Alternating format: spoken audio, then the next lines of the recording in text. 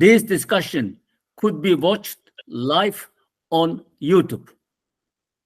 Invited are distinguished panelists such as Jawhar Ilham, the daughter of Ilham Tohti, Mr. Reinhard Bütikofer, member of the European Parliament, Professor Marie Holzmann, a French sinologist, Dr. Vanessa Frankville from Free University of Brussels, Dr. Teng Biao, a Chinese human rights activist, Sophie Richardson of the Human Rights Watch, and Abdulwali Ayub, a former Uyghur political prisoner. Our discussion may last some 90 minutes, and each of panelists might speak around 10 minutes. At the end, we might be able to have 10 minutes time to have an internal discussion amongst panelists.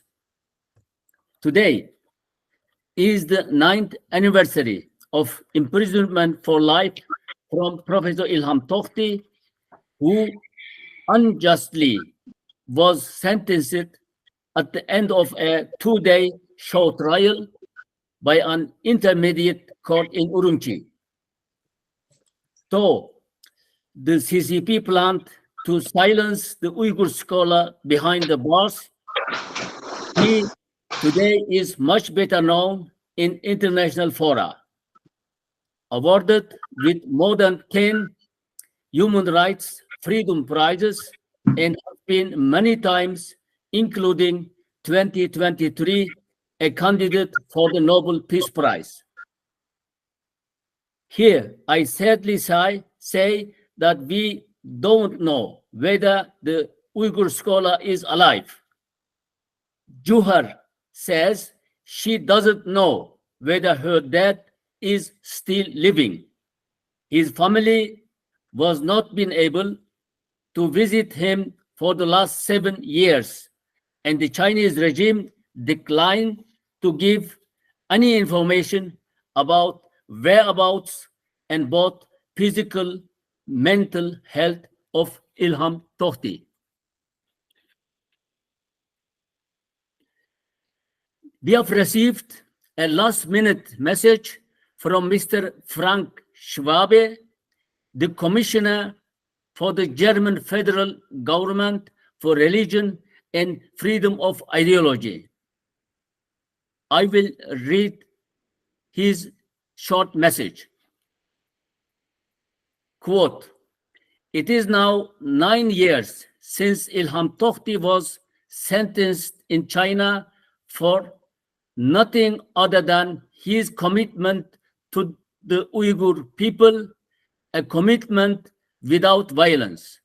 Someone who, as a scientist, as an intellectual, who draws attention to the terrible sufferings of Uyghur people are experiencing in China.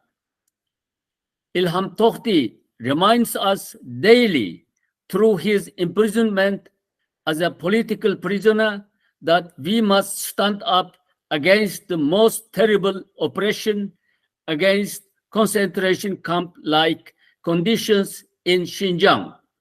Ilham Tohti has received the Václav Havel Prize, among others, of the Council of Europe already in 2019, and it is important that we always remember his fate so that he is not forgotten and so that the suffering of the Uyghur people is not forgotten. And therefore, I am very grateful to you, the Ilham Tohti Initiative, that you make this event.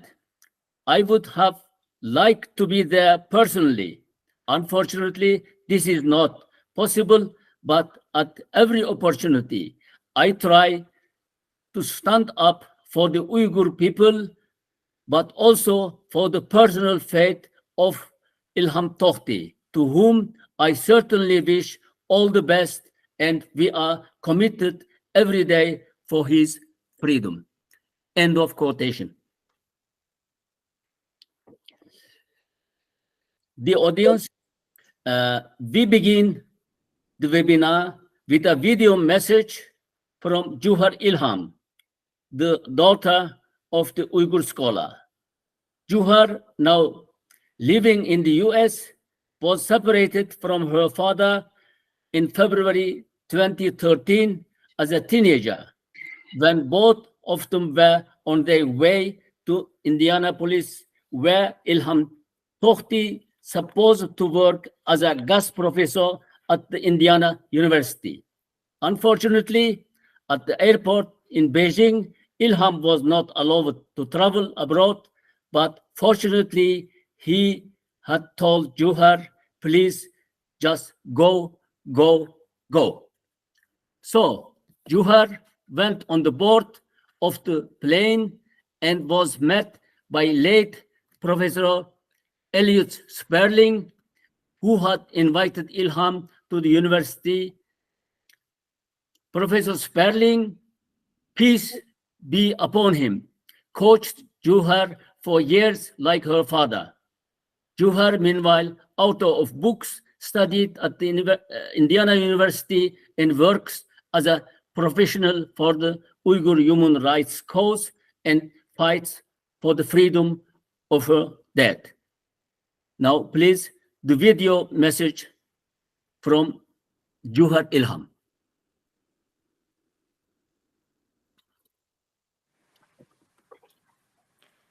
Assalamu alaikum. May peace be upon you. Hello everyone. Thank you very much for attending this year's this webinar to commemorate another anniversary for my father, Ilham Tohti's sentencing. I'd like to thank the Ilham Tohti Initiative for their non-stop support and on their work for advocating the release of my father for the past few years.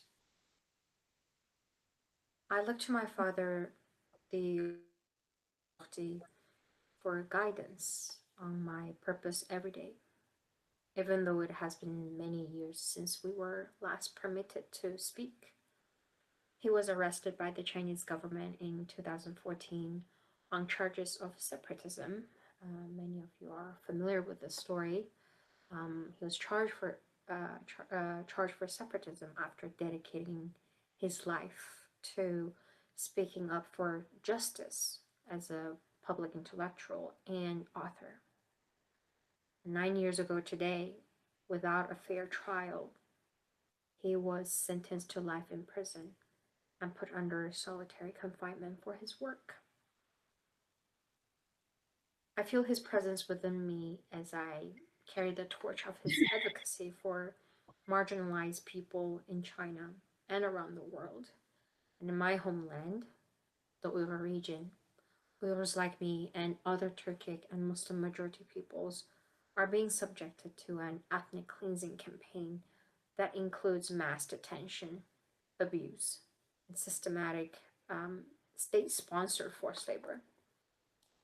My father was arrested for standing against the very oppression that Uyghurs are experiencing today.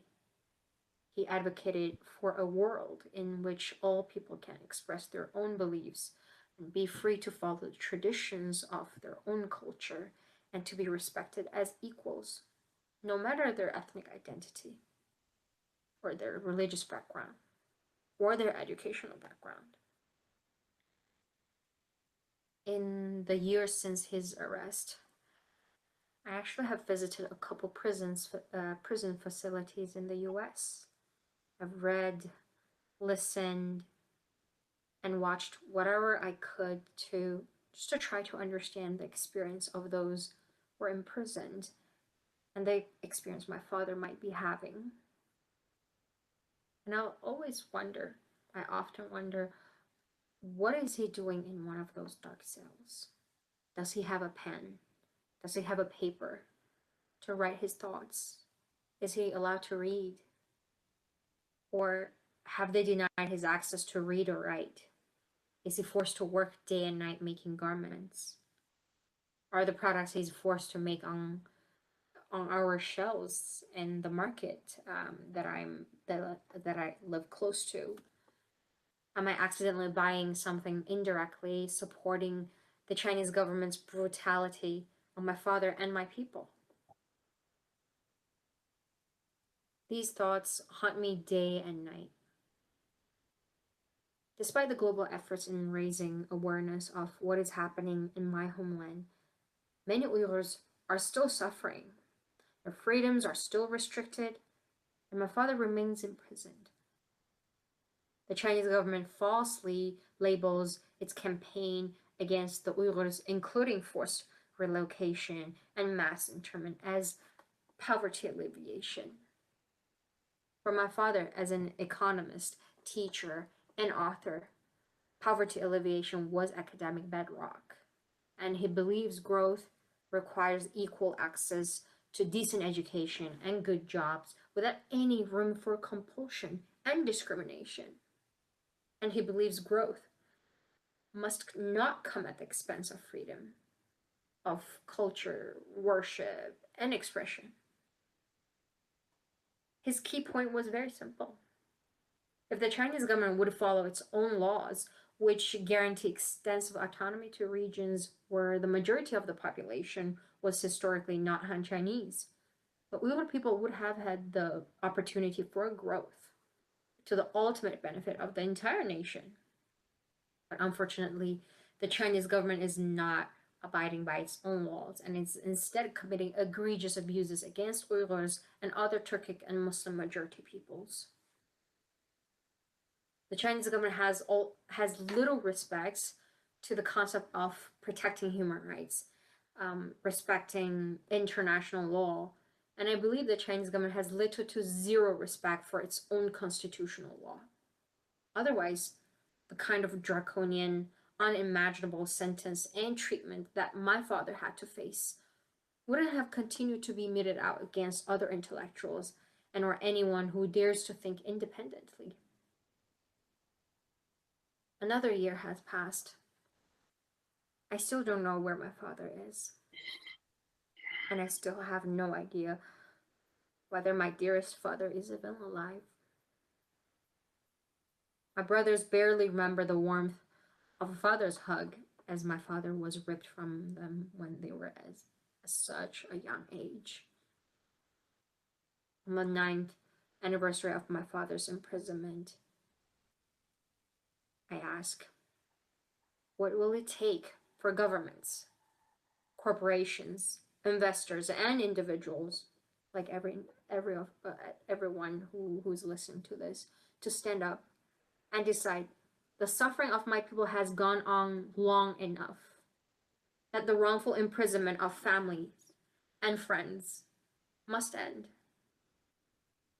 As daughter of Ilham Tohti, a man who has lost his freedom for believing in freedom and equality for all people, I live in fear at all times.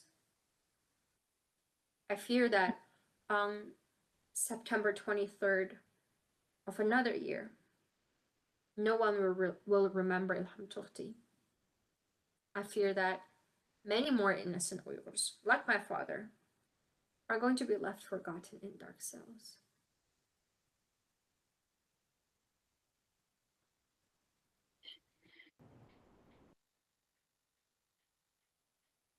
Thank you, Johar. So she was also on her way to New York to attend another event. So that's why she sent us this video message. Now, Mr. Reinhard Bütikofer, member of the European Parliament. Mr. Bütikofer is head of the China delegation of the EP. He is sanctioned by China in 2021 for his staunch fight for human rights.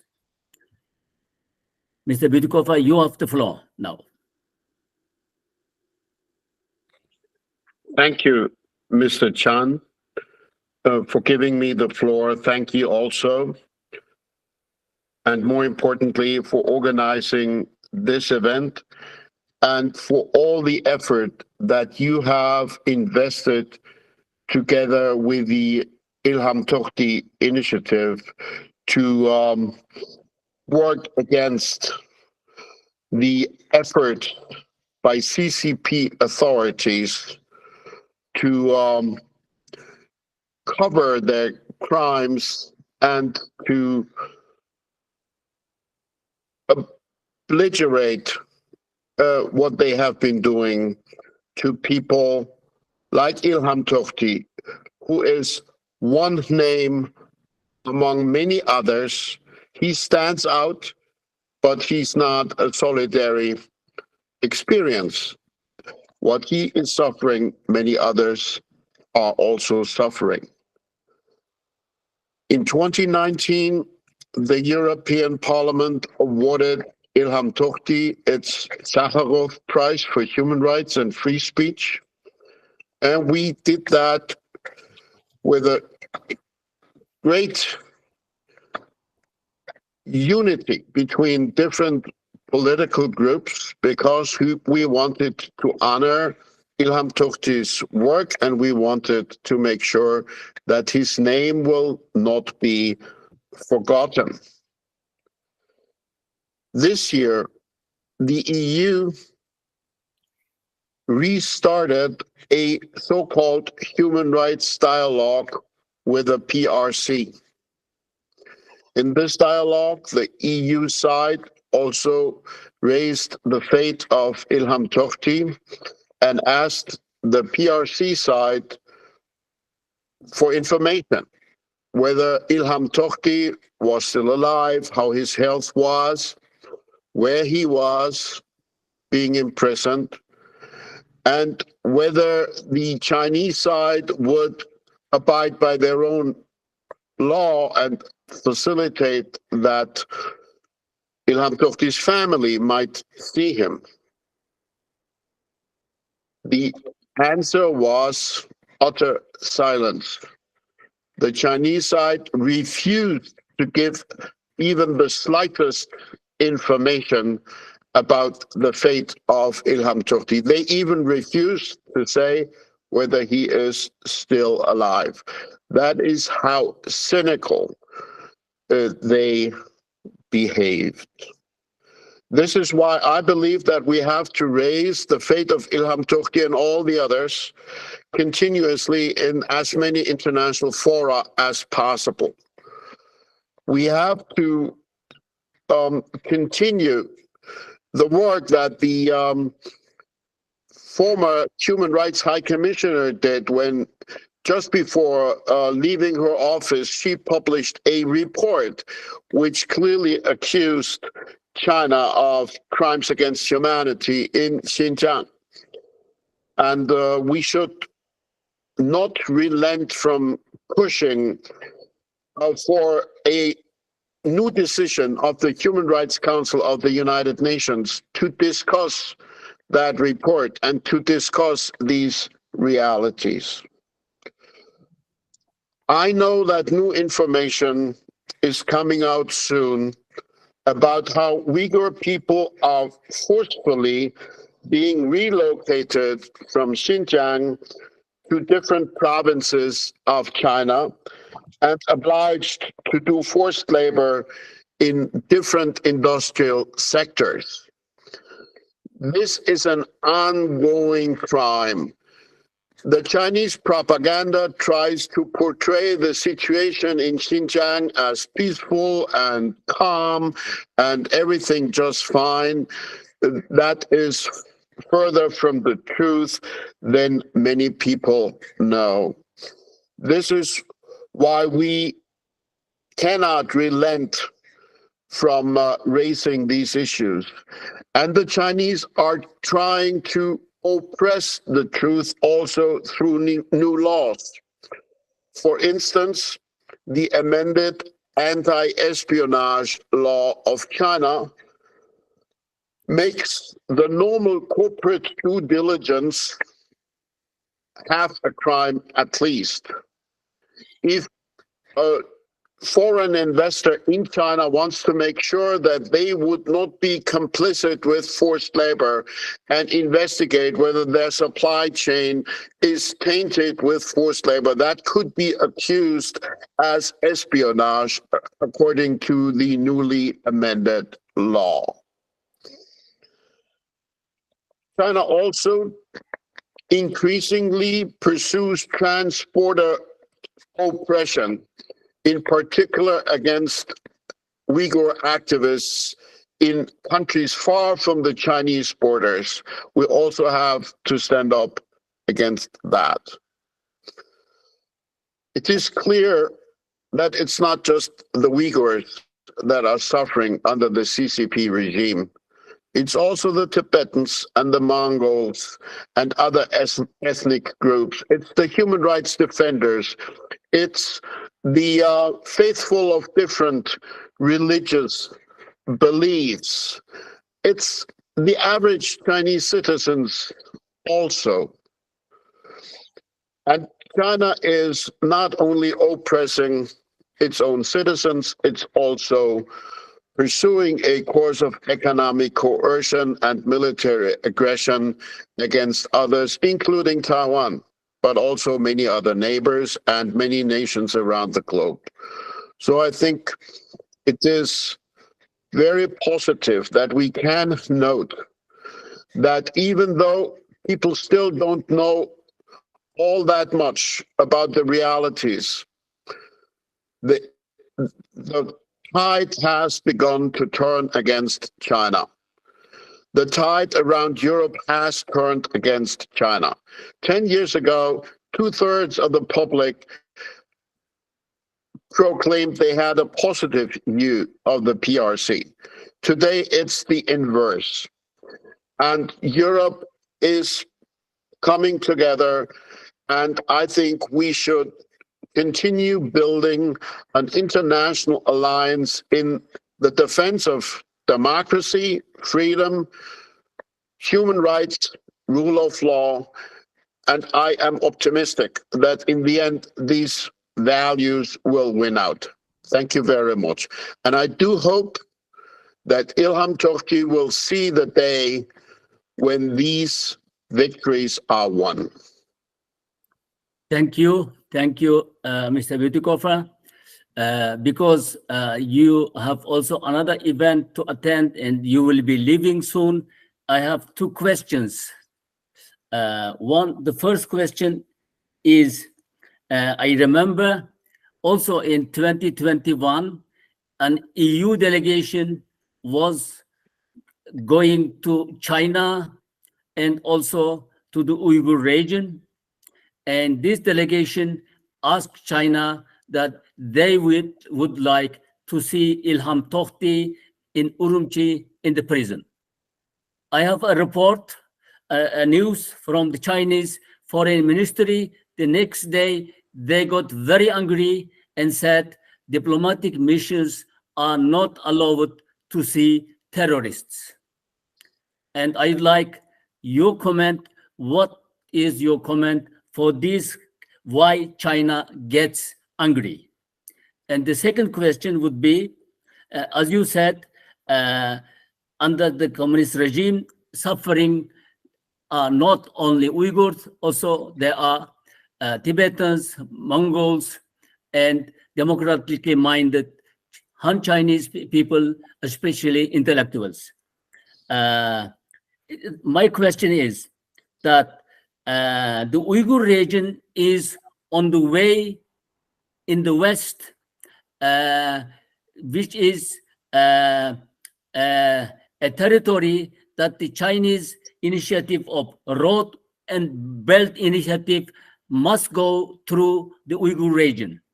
Do you think that the atrocities against Uyghur people especially is harsh because of the strategic interests of China?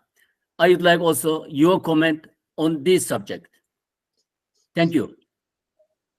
Thank you, Mr. Chan, for your two questions. The first question, I think, unfortunately, has a very simple answer.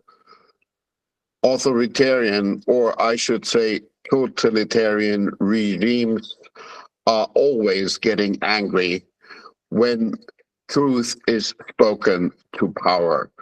And the very fact that Europeans demanded to see Ilham Tohti was justifiably understood as a criticism of what the Chinese authorities had been doing to Ilham Tohti. And that's why they got angry. And they will get angry at everybody who criticizes them, because they believe that they have the right to govern China as they like.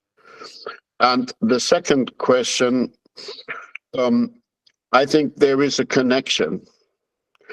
The regime that is being led by Xi Jinping is indeed a regime that wants to control everything in China, not just the arms and the military force, not just the government. They want to extend their control into every facet of citizens' lives, into all the sectors of the economy, into all the cultural expressions of people's lives. They want to be in control of everything. And the only thing they care about very much is their own power. And the pursuit of that fateful policy brings them to try to homogenize the Chinese population. They are denying the right to use, for instance, the Mongol language or the Tibetan language or the Uyghur language, even though according to the Chinese constitution that has been guaranteed. They don't believe in rights, they only believe in their own control.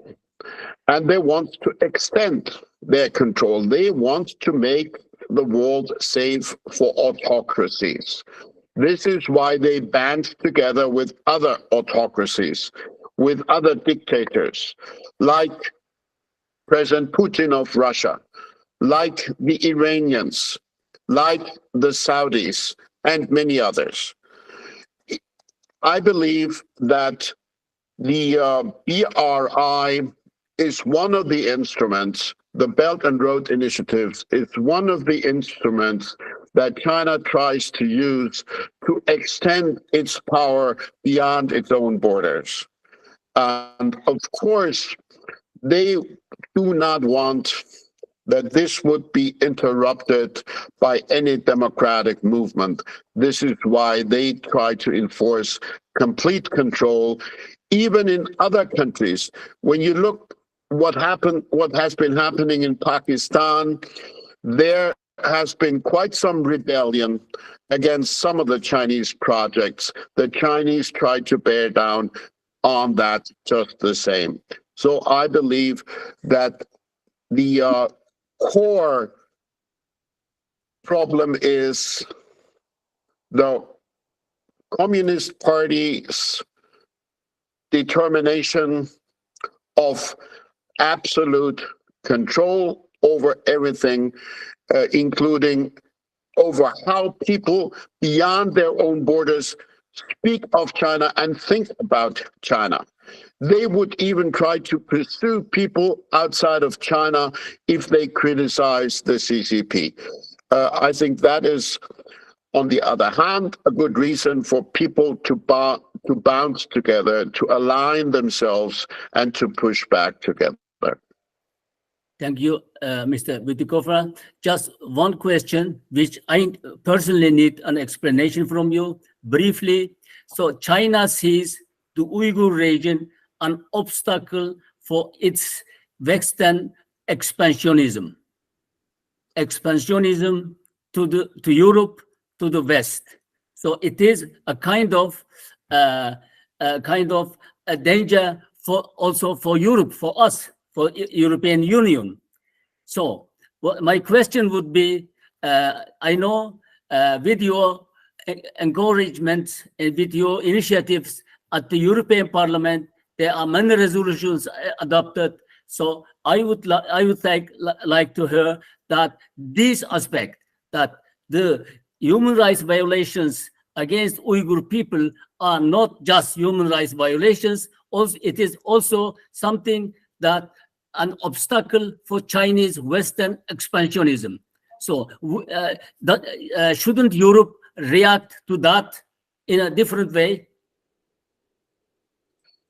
Well, I would say in the European Parliament, we have indeed understood that the internal oppression and the external aggression are just two sides of the same coin as regards the CCP. But I would agree with you that we can still and we should still do much more work to extend that understanding also to other parliaments and governments and other authorities around Europe to be even more strongly united on that. Thank you. Thank you. Thank you, Mr. Butikofer. I would like to use this occasion to thank you for hosting an international conference at the Europa House in Berlin, April 2022 on Uyghur human rights crisis. Mr. Butikofer is a visionary and a courageous politician at the European Parliament who is an inspiration for me. Thank you for joining us. Thank you, Mr. Chan, for all your work, and thanks to all the others for their work.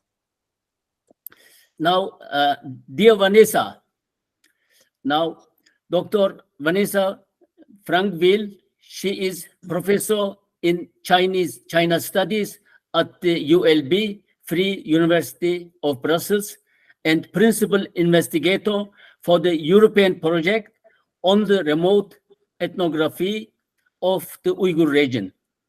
Now, Vanessa, you have the floor. Thank you for joining us. Thank you very much, and thank you for the invitation. It's always an honor to talk about Ilham Tohti. Well, everybody knows that Ilham Tohti was a professor at the University for Nationalities in Beijing, as we called it back in the days. In that situation, Ilham Tohti had privileges that most Uyghurs could never imagine because he was in Beijing, the capital of China. And he used these privileges in a very discerning and astute way to fight for Uyghurs' rights, but also to fight for a genuine dialogue between Uyghurs and Han.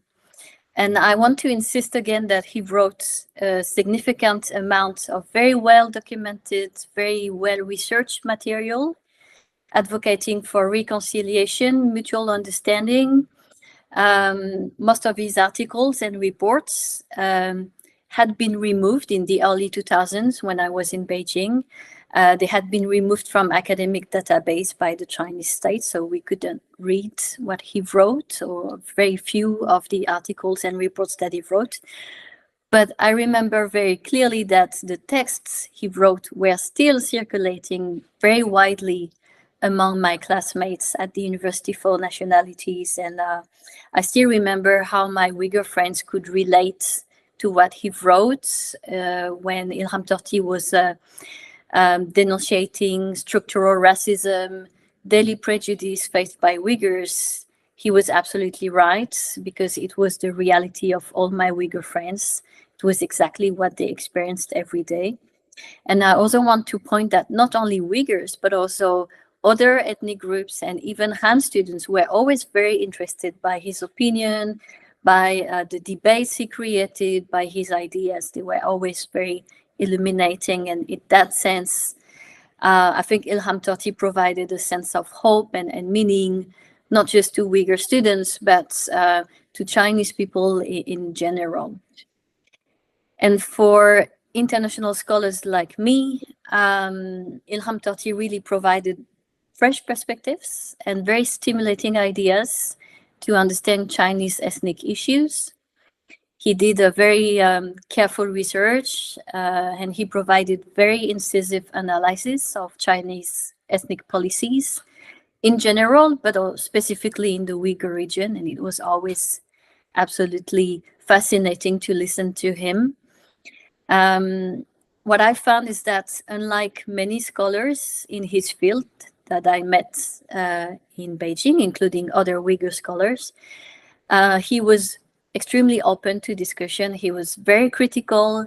He was very unafraid of intimidation and harassment from the state. And he was somehow the first to voice publicly, openly, his concerns, but also to offer concrete solutions to restore this dialogue between Uyghurs and Han, but also between Uyghurs and the Chinese Communist Party. So I remember that some students and colleagues would call him brave and they admired him. Others would call him unwise. They would be a bit worried. But to me, he was simply a model because he was the most honest and courageous Uyghur scholar I ever met. And he did just what an academic should do. He worked on revealing the truth, sharing the truth at whatever cost. So somehow, sadly, Ilham Tohti, through his research, anticipated to this tragic situation for the Uyghur people. He brought hope, but he was very lucid, very clear about what was going to happen.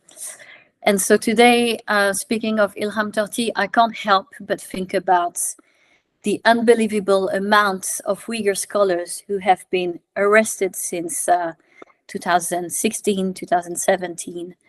Scholars who were put in jail, interned in camps, simply disappeared, placed under surveillance, those who were condemned to death, like geographer Tashpolat Tayyip.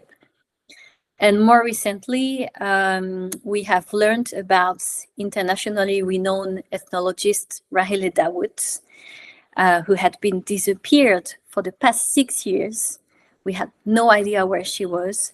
And we have just learned that she has also been sentenced to life in prison, just like Ilham Tohti did. So it turns out that Ilham Tohti's imprisonment was, in fact, just the beginning of what is turning out to be one of history's most horrific efforts at social and cultural cleansing in China. So I guess I would take this opportunity today to call on states and institutions to express again grave concerns about the situation in the Uyghur region. As a European citizen and as a Belgian and a French citizen, I also want to call on my governments and on the European Commission to demand again details on Ilham Tohti's whereabouts and health condition, to call for his release, of course. How comes that we don't even know if Ilham Tohti is still alive? And how comes his family can't visit him? Why don't we have answers to these very simple and very straightforward questions? It's something unacceptable. And even if the Chinese state persists in not giving an answer or ignoring the questions, I think they should still be asked. And then as a scholar, I also want to call on academic institutions around the world to publicly denounce the Chinese state's attack on Uyghur colleagues and students, and to openly affirm support and commitment to academic freedom, because not just when Ilham Tohti, but also when hundreds of scholars across all disciplines are arrested in the same region, this is called attack on academic freedom. So I especially call on those institutions, academic institutions, that have close formal partnerships with state-run Chinese academic institutions in and outside the Uyghur region, anywhere in China. I call on them to also ask for the release of Ilham Tohti, of Rahile Dawood, and of all the other scholars that are currently unjustly put in jail or in camps or disappeared. I want to tell these institutions that silence and self-censorship have caused mass arrests of hundreds of our colleagues. So we need to break the silence.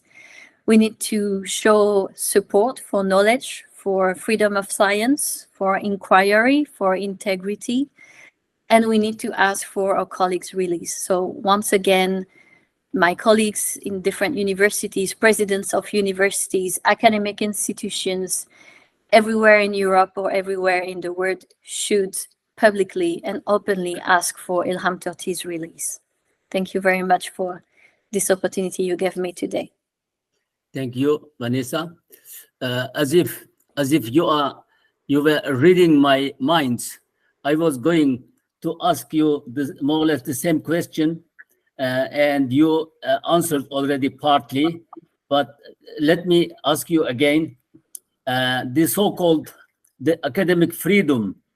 We remember that after Ilham Tohti's imprisonment, there were scholars around the world. There were outrageous reactions. Many thousands of scholars called for his release and wrote to the CCP to release him. And slowly, it is 9 years since there are more and more, as you said, in silence.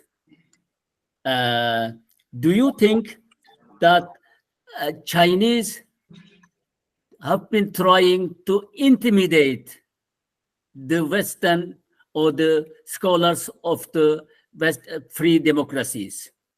For example, I can give you an example of the Confucius Institutes in Germany, in Belgium, in Europe, that even they are trying to curb the academic freedom, not only but Uyghurs or in China, but also in Europe. They are trying to get influence of the academic freedom in Europe. Do you think that this problem is very well known? If yes, why there is not a strong reaction to that? Yeah, there have been many studies and reports about how the Chinese government is trying to influence academic institutions and scholars. So we know that exists, and many of us have experienced it in one way or another. So why do institutions today accept that kind of pressure is something that I personally still can't understand, because I don't think it's compromising relationship with universities in China. It didn't have any impact for us at the university in Brussels to openly and publicly support our Uyghur colleagues. So I think it's still what Perry Link, scholar of China in literature, named the anaconda in the chandelier. So that's the threat is enough for people to feel like they should remain silent, but they didn't even try to protest. And I think that's very problematic.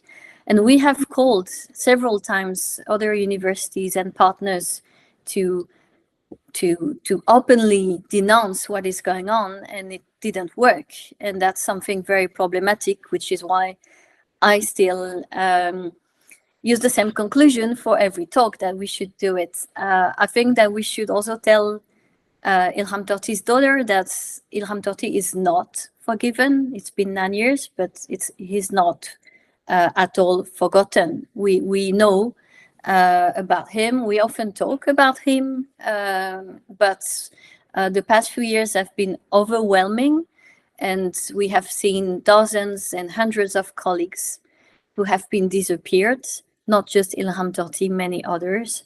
So we should also understand that this situation is now going beyond the Ilham Tohti's case, but every situation is very important, which is why I wanted to be here today. Thank you, Vanessa. Vanessa has to attend a family celebration and will be leaving us. Thank you for attending. Thank you. Thank you for your comments. Thank you. Now, Dr. Teng Biao,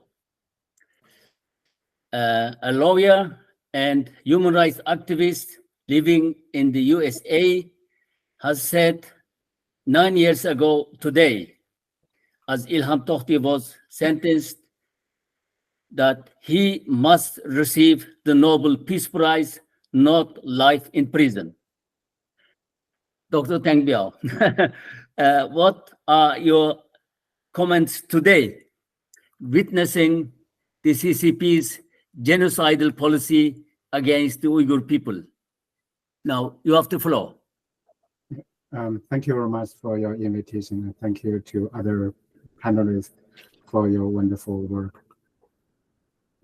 Chinese authorities refused to sign and ratify the United Nations International Convention for the Protection of all persons from enforced disappearance. And enforced disappearance are really rampant in China, including the internationally renowned actress Fan Bingbing, the billionaire Xiao Jianhua, and the former president of Interpol, Meng Hongwei, had been subject to forced disappearance. And last number of ethnic Uyghurs were disappeared in 2009 after the July incident in Xinjiang. And today we know between 1 million and 3 million Uyghurs and other Turkic people are detained in the concentration camps, and many of them are really disappeared. For almost every Uyghur I know in different countries, they are cut off or have to cut off the connection with their Uyghur family members living in East Turkestan. The victims of enforced disappearance are most likely to be China's political opponents, rights activists, and the prisoners of conscience, like the Banchan Lama, who was recognized by the Dalai Lama, had been missing since May 1995. And during the Jasmine crackdown in 2011, human rights activists experienced the horrors of enforced disappearance and torture. And myself was adopted 3 times by the Chinese secret police in 2008, 2011, and 2012, when I was a human rights lawyer in China. And every time I was kidnapped by those people, and they forced me to wear a hood or a sack, and I was forced into a car and then put under extreme form of solitary confinement. I was not allowed to read, to write, or to make phone calls, and I was totally deprived of human information. In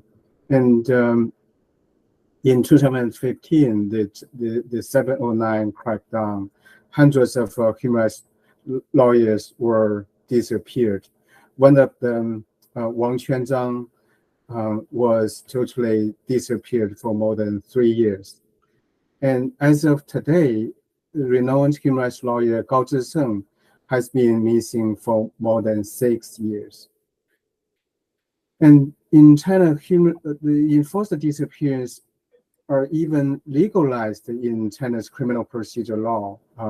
Like one of the articles, resident civilians under designated location, RSDL, is kind of a legalized disappearance.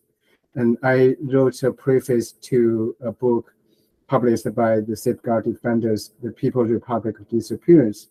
Actually, the People's Republic of Disappearance is the People's Republic of Fear. The Chinese Communist Party is ruling China by fear. Xi Jinping is ruling China by fear. Since he came to power in 2012, 2015, 2013, the human rights situation has been deteriorating very much, and China's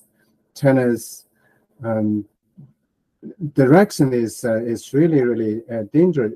It has been the biggest threat to the rule-based international order.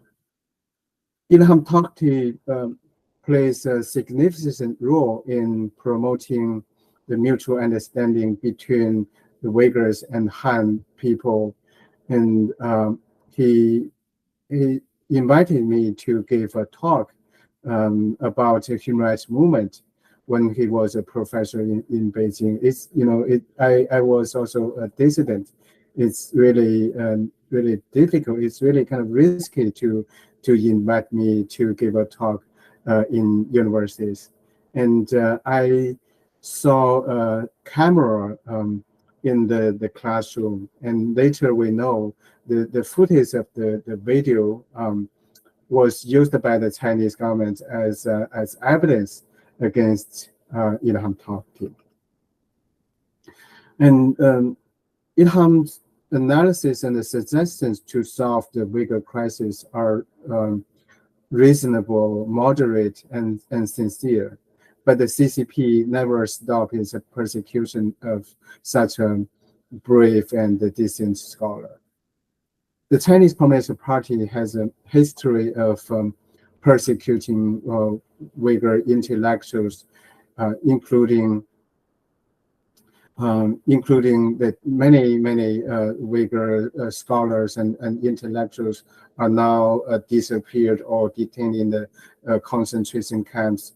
And the UHRP, the Uyghur Human Rights Project, documented 338 academics, artists, and journalists targeted in the culture cleansing campaign. 5 of them, including Abdulsalam Mahmad, Yasin Zhang, and Muhammad Saleh Hajim, and Abdulahad Maxim. Yeah, sorry, I may not pronounce that name correctly, but 5 of them died while in custody or shortly after their release. The CCP's deliberate persecution of Uyghur elites also includes business and religious elites. It's part of the genocide, the Uyghur genocide. The purpose of persecuting these Uyghur elites is to eliminate the Uyghur people's cultural identity, ethnic identity, and religious identity. Ilham Tohti should be awarded Nobel Peace Prize, as I wrote on The Guardian after he was sentenced to life imprisonment. And the world needs to know whether or not he's still alive. The free world has a special duty to say no to the ongoing genocide and to take all steps to press China to release Ilham Tohti.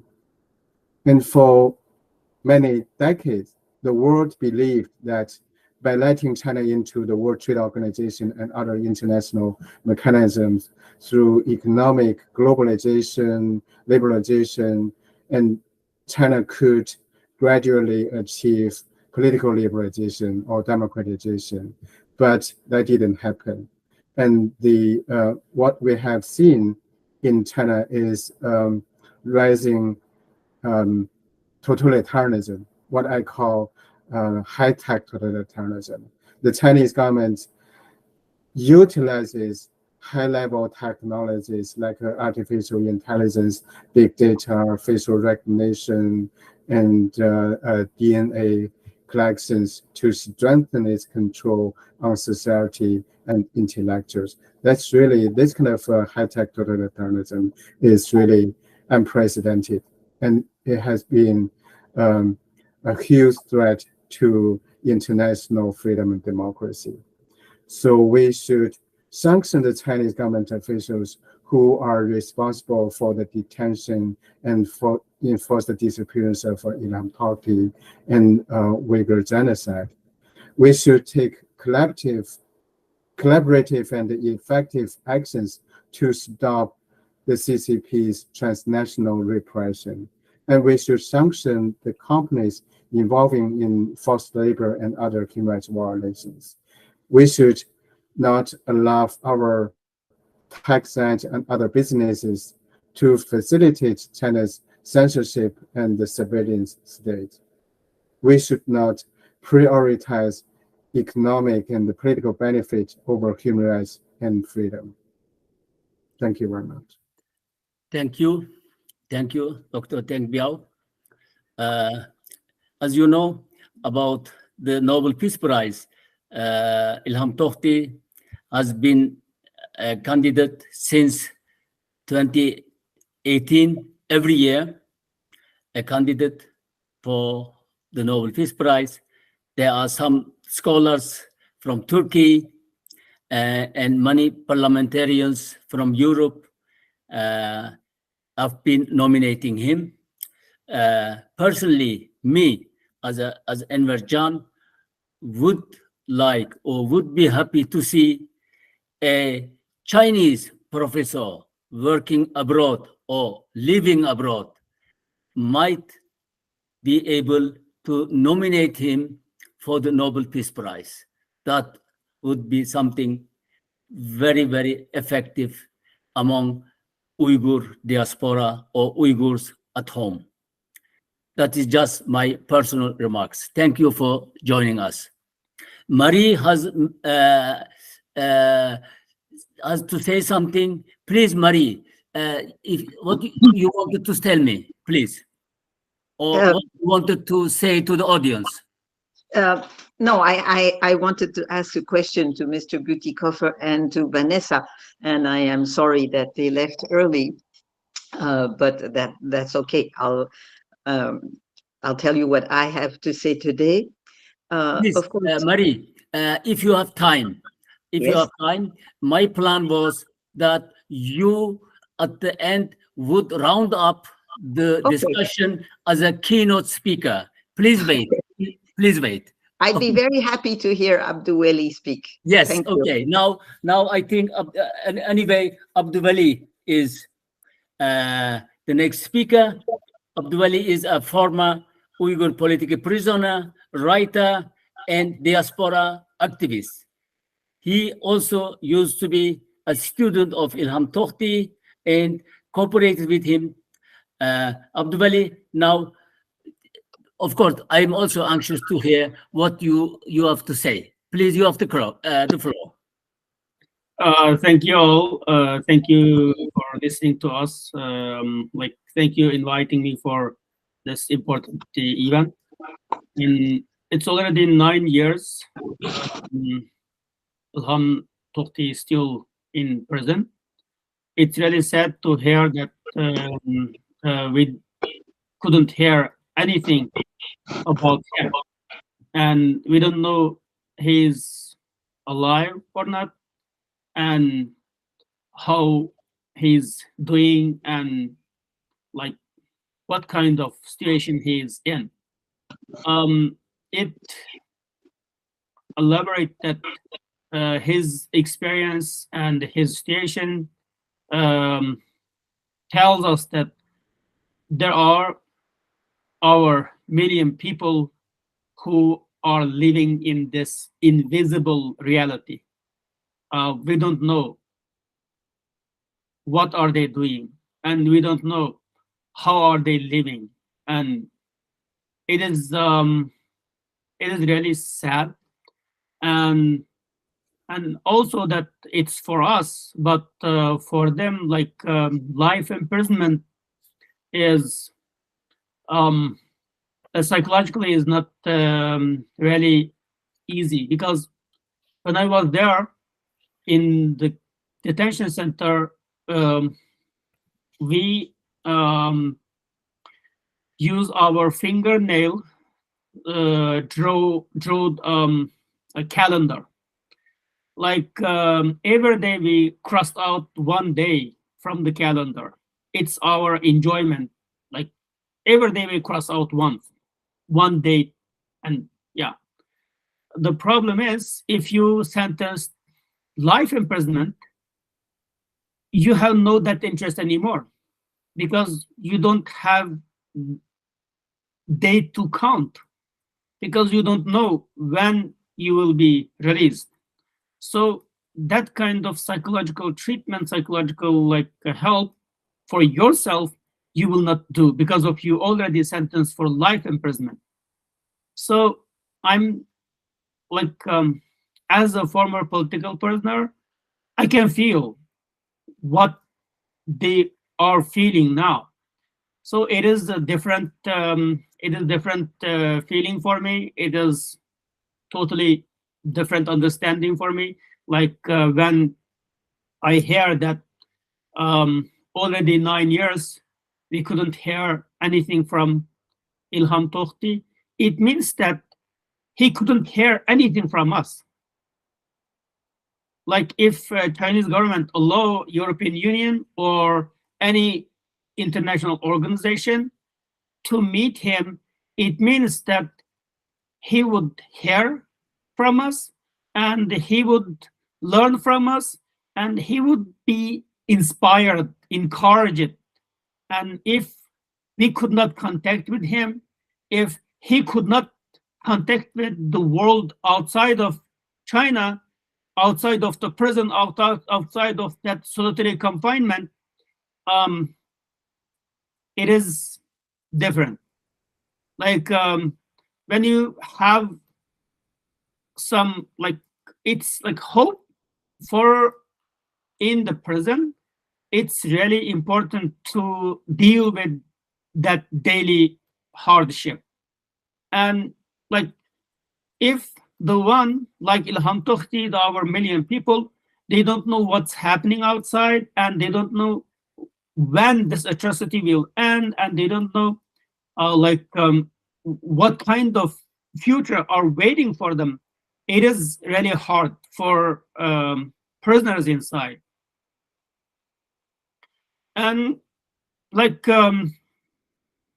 since 2022, there are about 30 Uyghur intellectuals also got arrested. My friend Tursunjan Nurmehmet Bilge, he is a PhD from Wyoming University. He was working for iCell. It's a magazine, branch of Cell magazine in the prestigious Cell magazine. And he got arrested in 2021 in April. And the latest one is my another friend, Asghar Gheni. He got arrested in 2023 April. It means that this kind of targeting against academic, against the scholars like Ilham Tohti hasn't been stopped. It's ongoing attack against academia. We spent this 3 years keep advocating. We couldn't hear anything from Ilham Tohti or anything about his case from Chinese government. It is really hard to keep this enthusiasm that for those people who are being arrested recently. So we have a lot to do, and we have a lot to document, because those about 30 scholars, the people we knew they arrested, but we don't know exactly how many of them arrested. And recently I received the list from the organization. They asked me confirm to those people what happened to them. I couldn't confirm 90% of them. Yes, they disappeared in 2018 and 2017, but we don't know they sentenced, and if they sentenced, how long. Rahila Dawood, she disappeared 6 years ago, and we learned she sentenced life imprisonment in a few days ago. So the problem is we don't really know what's happening, and we don't really know how are they living and how long they sentenced. That's hard part, because when we talk to the media and when we talk to international human rights organization, we should provide the evidence. For example, that the latest update for the Uyghur intellectuals got arrested since in 2016. It's 435 intellectuals and academics and community leaders got arrested. But the problem is, we just learned they got arrested and we just documented their case, but we couldn't tell what happened to them now. Where are they now? And how long they sentenced? Those people we have learned they got arrested, but we don't know how long they sentenced and where are they living. So those are our, how can I say that, lack of evidence is our disadvantages. Not even not only for Ilham Tohti, for all prisoners who are living inside. And we could not convince, and we could not convince the politicians and our audience, and we could not tell the complete story to the people around the world because of lack of evidence. And yes, it's because of the Chinese government could not allow us to contact, or could not allow the journalists to visit those camps and those people. So it is still the reality right now. And the recent situation that there are some people allowed to leave China. I have seen them, I have met them, I have documented their cases. I have met 2 Uyghur kids in Istanbul in September this year. And those kids, one is 9, another is 11. They lost their language. They grow up in Uyghur dominant city. I can tell the city because of the privacy. And the girls grow up in Uyghur dominant city, and they were with their grandma and grandpa. And the father was a Turkish citizen, and because of that, they saved to Istanbul recently. The problem is, 2 girls lost their tongue, lost their language. It is the reality we are going to face, and we are facing. Like the people like Ilham Tohti, they are suffering inside. And their kids, like Ilham Tohti has 2 sons, and like sons and daughters of those people who got arrested, they are losing their identity, they are losing their culture, they are losing their language. So Ilham Tohti and other like millions of people lost their freedom, and the people who are outside, they lost their language and lost their culture.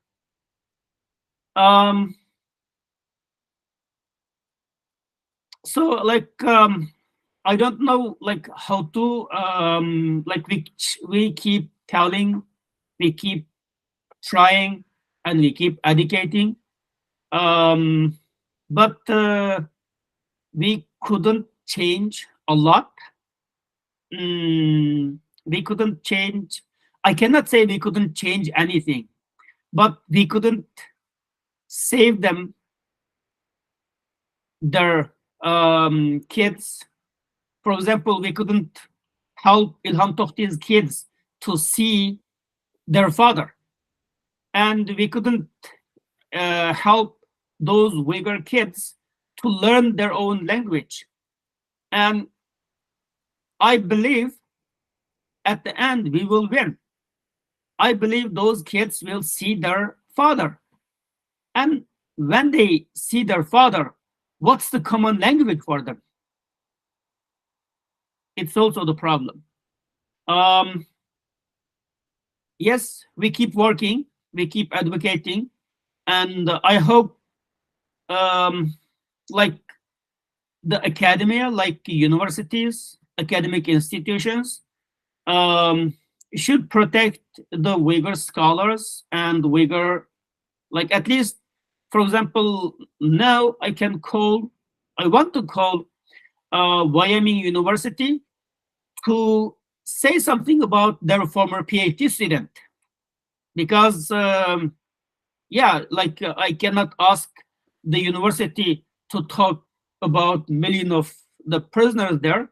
At least they should say something for their former student, worked there for 4 years as a PhD scholar. And also like our Ömer Davut, the visiting scholar, he stayed in Indiana University about a year. I should ask Indiana University to say something. Like, yes, we invited the one, Professor Ömer Davut, to our university, and we lost him. And what happened? Like this kind of asking remind Chinese government that we are watching. I don't believe it will save their life, but I do believe it will remind them that we are watching. We will not forget. Like this, we keep advocating, we keep talking about Ilham Tohti, about for those prisoners. Like, yes, I don't really believe we will save them in a few days, but I do believe that it will remind Chinese government that we are not silent. We will not be silent, and we will keep asking to remind Chinese government that we will not forget. So I hope the universities of those former Uyghur scholars, like Rahila Davut, she worked for, if I'm not wrong, Pennsylvania University for about a semester. And she invited some universities in London, and those universities and academic institutions who had invited those Uyghur scholars who are in prison, they should talk, they should tell, they should do something for those people who are in prison. And the United Nations, yes, we have a Mother Language Day, and we celebrate Mother Language Day. I hope the United Nations can designate one day that, like, for example, next Mother Language Day for Uyghur people, because we are losing our language there. Like hundreds, thousands of kids are losing their language in China. So I hope like international organization like United Nations should mention Uyghur language issue, Uyghur linguistics genocide to the day, like International Mother Language Day, like next February 21st. And I call European Union when they I don't know how to say that, like restore the human rights dialogue with China. Like how can we restore our human rights dialogue with China? They even didn't tell us what happened to Ilham Tohti. Just one political prisoner, and they didn't even tell us where is he alive or not. And how can I restore our human rights dialogue with China? And yes, the United States, like as a Security Council member, as a strong proponent the democracy and human rights, and when they visit, like Antonio Blinken, he met with Wang Yi, and like U.S. officials keep visiting China. I haven't heard Biden government asked about the specific person. Yes, the millions of people are there, but I didn't hear they ask about Ilham Tohti. So like, yes, we are talking and we are advocating, but we couldn't hear some specific steps.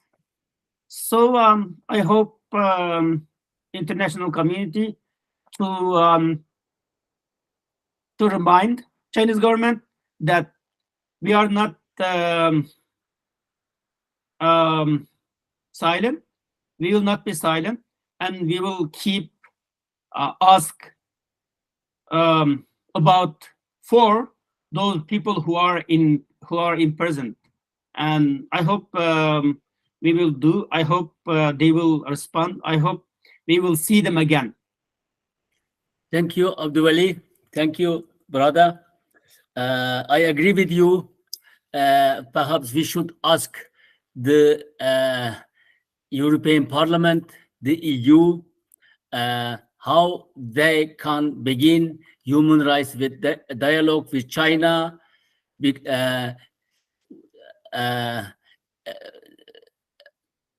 against the situation that even China even doesn't give information about its laureate of the Sakharov Prize. I think the European Parliament has kind of obligation to do something more for its laureates, for the laureates of the Sakharov Prize. So it is a good question. We should go to the European Parliament and ask them this question. Thank you. Thank you. Now we'll listen to a relatively short video message from Sophie Richardson. Sophie Richardson is the director of the China desk at the Human Rights Watch in Washington, D.C. Please, the video message from Sophie Richardson. Good morning, and on behalf of Human Rights Watch, greetings to everyone who's gathered today. I'm sorry I can't be there with you in person. Congratulations to the Ilham Tohti Initiative and to Enver for a successful gathering. It's a sobering week in which we remember the life sentence handed down to Ilham Tohti, and it is made all the more painful in the last 24 hours by the news of a similar life sentence being handed down to Professor Rahile Dawood.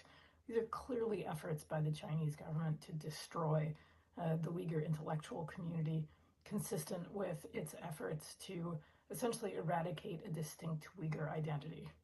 Human Rights Watch sees Xi Jinping's visit to the region a few weeks ago as essentially confirming the government's intention to continue committing crimes against humanity, cultural persecution, mass arbitrary detentions, family separations. The government has not changed its policies at all in recent years. It wants the world to believe that it is, quote, normalizing its policies to focus on economic development, but we continue to document serious abuses across the region.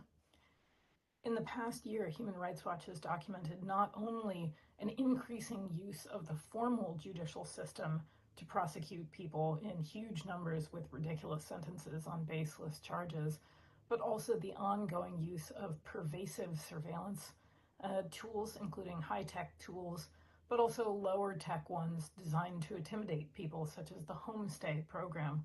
We think that when you can find evidence online of Chinese officials complaining about their workload in upholding the so-called stability maintenance project in the region, that's evidence of ongoing systemic, widespread crimes against humanity.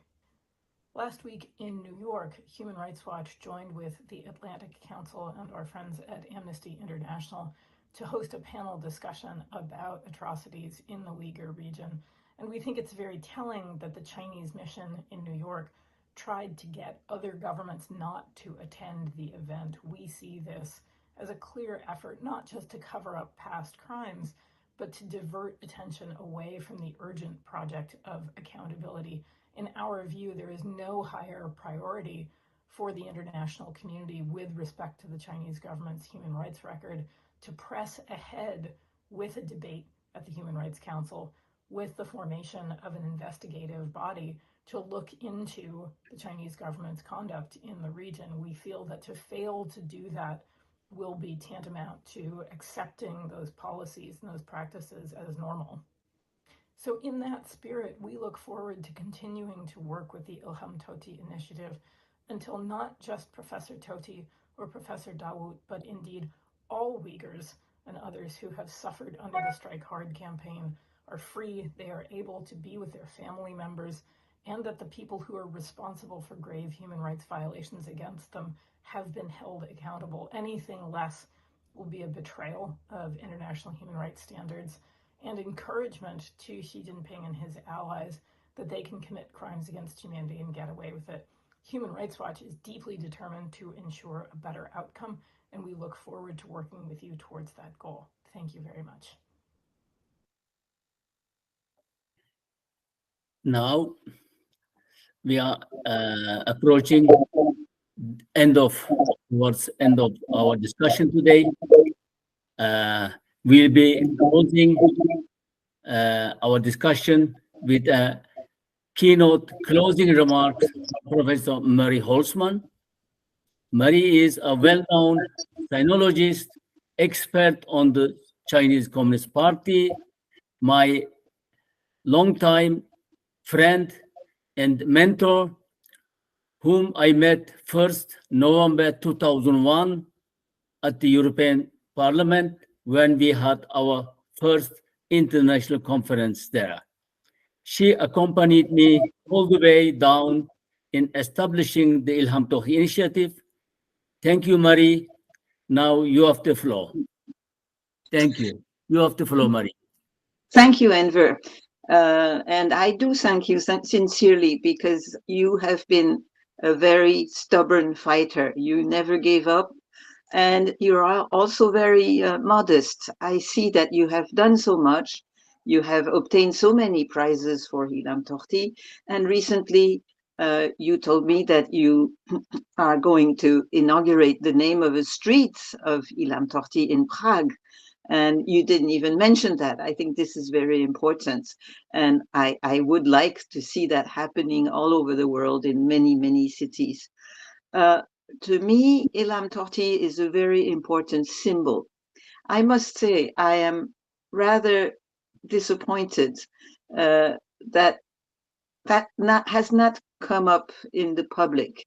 Very, very few people know of Ilham Tohti, and we do not speak about him enough. I'm not talking about us, but most people, most media, most professors even, don't mention his name that often. The symbol is very important. It's not because of him as a person, but it's because of him as the personification of the trials and suffering of the Uyghur people.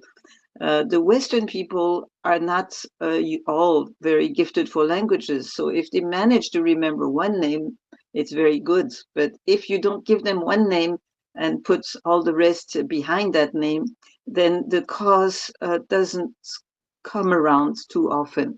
And I feel rather sad about that. But I would like to say something positive before we end. The first thing, we all remember the Xinjiang leaks in 2019, I believe, or 18. Well, it came out because a Chinese cadre, a Chinese person who was working in Xinjiang, gave those papers away to Adrian Zenz, or anyway, they arrived in the hands of Adrian Zenz. So that means there was Chinese who knew that what he was doing was bad, and who tried to protect his, I think, his reputation by giving out the information to the world. That is very important. We should always remember that within the Chinese system, there are some people who do not agree with the policy of Xi Jinping. And I think this is becoming more and more clear because Xi Jinping is becoming more and more extreme. We have all heard about the fact that the person he had chosen for his foreign minister, Qin Gang, disappeared. We don't know why. We don't know what he's accused of. He disappeared and nobody told us where he was. Now it's a high-ranking military, has the same destiny, etc., etc. So things are going pretty bad in China now. The fact that we heard of Mrs. Dawood's case, that she's sentenced to life, we heard about it just a few days ago. I learned it from John Kam, and John Kam said that it came out through Chinese diplomats. And that is also very interesting because the diplomats must all be very worried about what's going on within their own system since Qin Gang disappeared and the former Minister of Foreign Affairs, Mr. Wang Yi, was called back to work. I mean, this is very, very, we could say, messy. So most Chinese diplomats must be extremely worried. Even the Chinese ambassador in France, someone that nobody really likes here because he said so many outrageous things. He was called back to China, but we don't know when he was called back. We don't know why, etc., etc. So hope can come from all those strange news that seem to prove that something is going wrong in China. We must inform the world about that as many times as we can, as often as we can. But on the other hand, we can also see that the Chinese government is working hard on its own reputation. I just read yesterday an article in a very, very obscure French media that was sent to me by a friend. And it comes from Mr. Maxime Vivas. I'm sure you don't know him and you don't need to know him. But Maxime Vivas is obviously someone who is paid by the Chinese government and who is regularly invited to visit Xinjiang. He has already written a whole book on Xinjiang, saying how happy the Uyghurs are, how this, how that. Well, he organized another trip this summer, and this time it's a lady who was taken around Xinjiang by him. And she says in so many words, you often hear about what's going on in Xinjiang.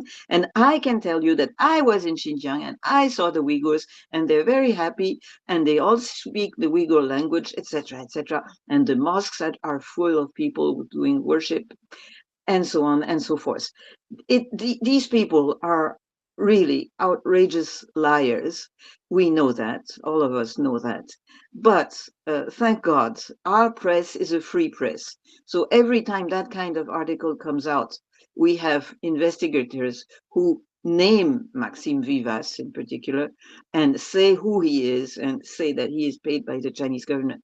But some ignorant people might really believe it. So what I want to say, and I want to say it as loud as I can, I think it's very important that among us freedom fighters, human rights defenders, we agree on a definition of what the Chinese government is now. My choice would be that it is a totalitarian fascist regime.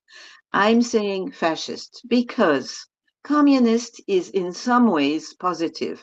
It's supposed to be progressive, it worries about the well-being of the people, etc., etc. Fascism, no. Fascism is violence, and it doesn't worry about the well-being of the people, and this is most important, it is a racist system. Chinese has now a fascist, racist system. It is true for the Uyghurs, it is true for the Tibetans, it's almost not true anymore for the Mongols because they have destroyed the Mongol culture. practically one person out of 10 is a Mongol in Inner Mongolia.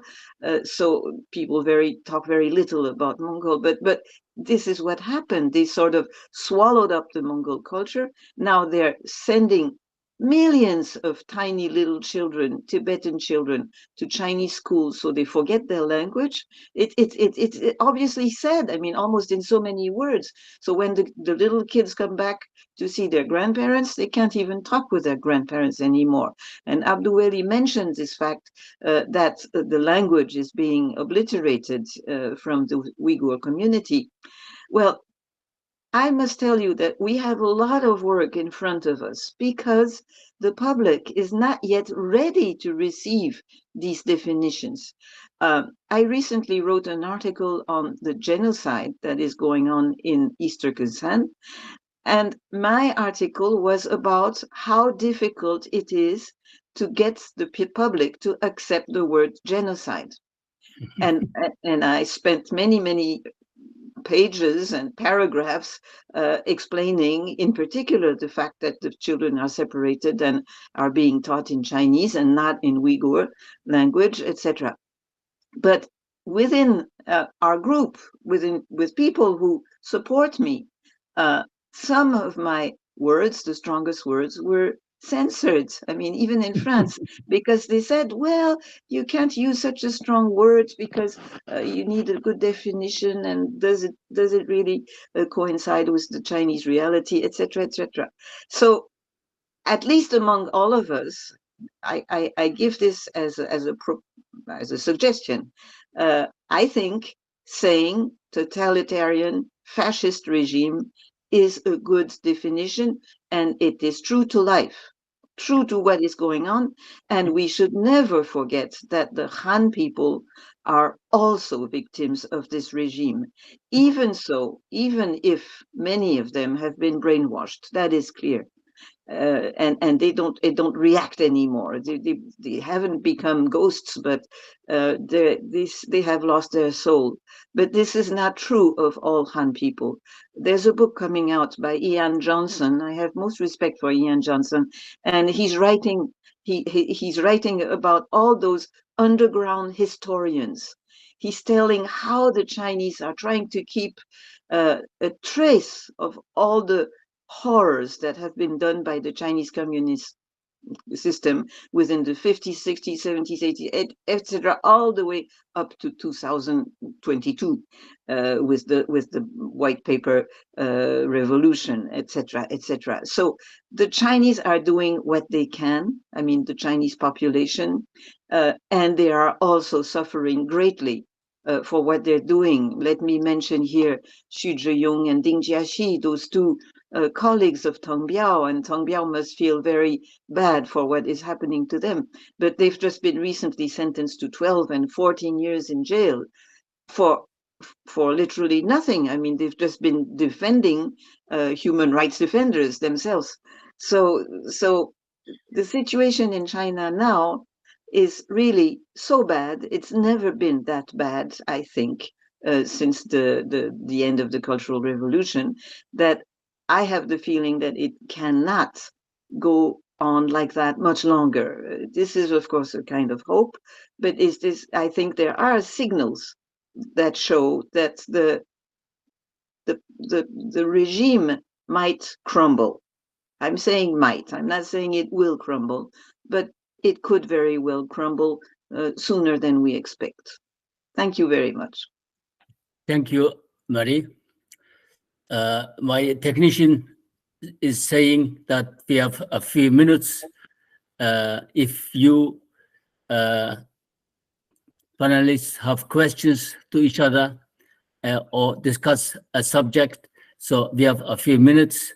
Otherwise, I will thank all of you and thank the audience and close the discussion. Well, Now, I would like to ask a question to Tang Biao, because yes. I greatly respect the work he has been doing and he has done in China, but I mostly admire that he was the first well-known abolitionist in China, And I would really like to know if he's still working on the subject of the death penalty, and if he could get some information somehow about what is going on in East Turkestan, in China in general, but in East Turkestan in particular, if he knows of sources of people who can inform us on that subject. Thank you, Maki. Thank you very much. So I still work with China Against the Death Penalty, the first and only NGO focusing on the abolition of death penalty in China. And it's extremely difficult to get information, actually difficult to discuss the issue of death penalty in China. And many information about the death penalty are categorized as a state secret or top secret, and especially hard to get information not only about the death penalty but other culture, any information, social and political information from East Turkestan. But yeah, so of course I met with dozens of camp survivors and other Uyghur people, and even for them, it's very hard to get information from inside. That's what Abdoueli was saying, that it's so hard to bring the true facts, I mean the details, etc. But a book just came out in France about, it's called a Society Under Surveillance. It's Control Made in China, it's called, and it's an important book because it really tells us why it's so difficult to get information from China, because nobody will talk. They're all in fear.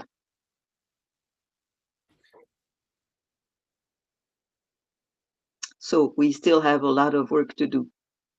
And thank you, Enver, for organizing this meeting again. You are doing a very good job. Thank you. Thank you all for joining this discussion, for your solidarity, for your sympathy, and for your steadfastness for the cause. And I'm closing this session. Thank you all. Thank you, dear audience. Thank you. Bye-bye. Goodbye.